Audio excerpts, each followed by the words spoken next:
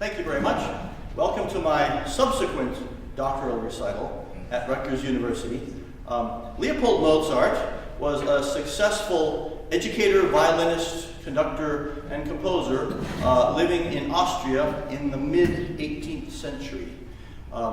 In 1756, he published a treatise called The Art of Playing the Violin, which was quite influential. And it contains all kinds of valuable information about the style of playing at the time, about slurs and staccatos, various kinds of articulation, style comments. And I'm especially interested in what he says about how to be expressive. Leopold Mozart believed that in order to be expressive, the performer must feel the emotional content of the music in order to be able to communicate it to the audience. Now, even though he was writing only 6 years after Bach's death and Handel was still writing oratorios, Leopold Mozart was not really writing about the high Baroque style as much as about the style galant, a simplified style that had sprung up partly in reaction to the strict rules of counterpoint in the music of J.S. Bach. In style galant, you can hear the melody very clearly. Very often the melody will have rhythmically varied form, so that you might hear some dotted rhythms followed by some triplets, followed by a run of fast notes, followed by some slower notes. The harmony is clearly separated from the melody, and often the harmony is created homophonically, which means that the rhythms in the other voices move at the same time to create chords, not just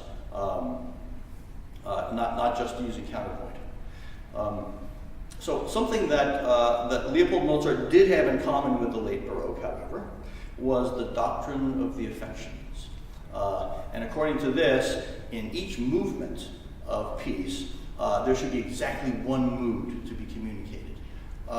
So, as you noticed, in the first movement, it was all very noble and slow. Not much change of affect. And in the second movement, there was a contrast, so it was livelier, faster, happier. This was starting to change by the 1750s.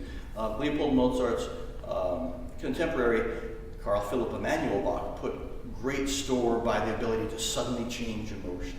And he often did this in an improvisatory context. But what was needed was a musical form that would thrive with contrasting kinds of musical content next to each other. And that turned out to be the sonata allegro form, as developed by Joseph Haydn. Now, in 1756, in addition to producing this famous treatise, Leopold Mozart produced another important musical artifact. His son Wolfgang was born that year. So if we look at the Trumpet Concerto of Leopold Mozart as something written by Mozart's actual father, then there's no better choice than the Hummel Concerto to represent a concerto that might have been written by Mozart's son. Now, of course, Hummel was not Mozart's real son, but he was a young piano virtuoso, and at age 7 he moved into the Mozart household and lived with them for 2 years. So between age 7 and age 9, Hummel was getting taught by Mozart at the height of his creative powers. He was writing Così fan tutte and Don Giovanni, and he was about to write those famous last 3 symphonies. Throughout his long productive career, Hummel identified himself as a pupil of Mozart. Now, it would be wrong to say that the Trumpet Concerto or the concertos as a whole were not well developed in the Baroque, because all you have to do is look at the violin concerti of Bach and Corelli, magnificent works. But it is true to say that the trumpet concerto of 1750 was not as developed as it was in 1800. Not only did Hummel have the benefit of sonata allegro form, so you have the principal theme of the first movement is the trumpet fanfare. Then there's the contrasting second theme, which is in a relative minor key, and it has an octave leap in it, a different style. Then there's also contrasting material that has grace notes and sounds like woodwinds. So it's the interplay among these contrasting musical forms that makes the piece so interesting, and that supports a larger work. Well, not only did Hummel have this, he also had a fully chromatic instrument to write for.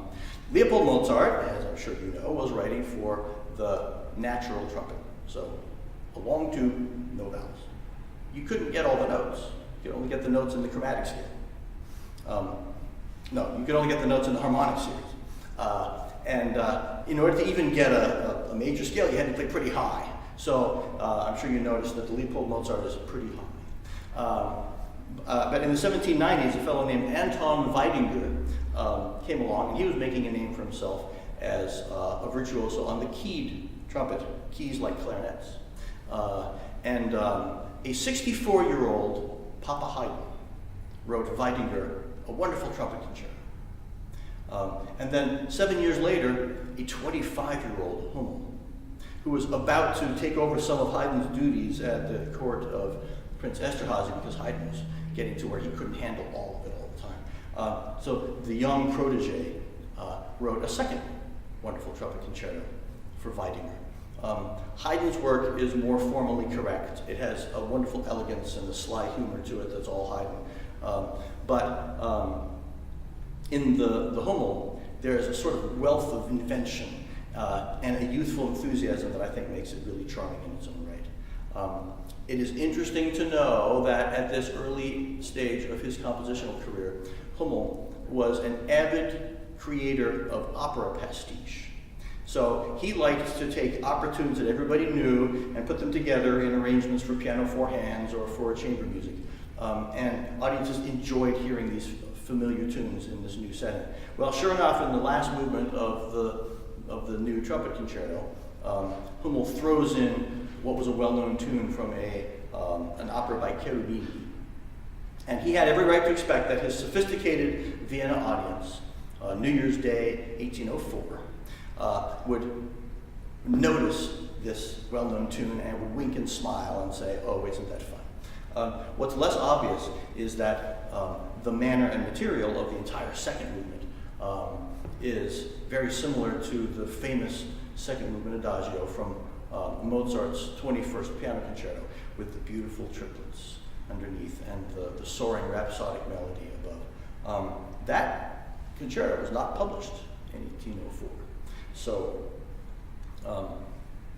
Hummel could not have expected that his audience would recognize it, but I think that we can certainly imagine that in his second movement, Hummel was paying tribute to his teacher, the great master Mozart. So the Hummel Trumpet Concerto.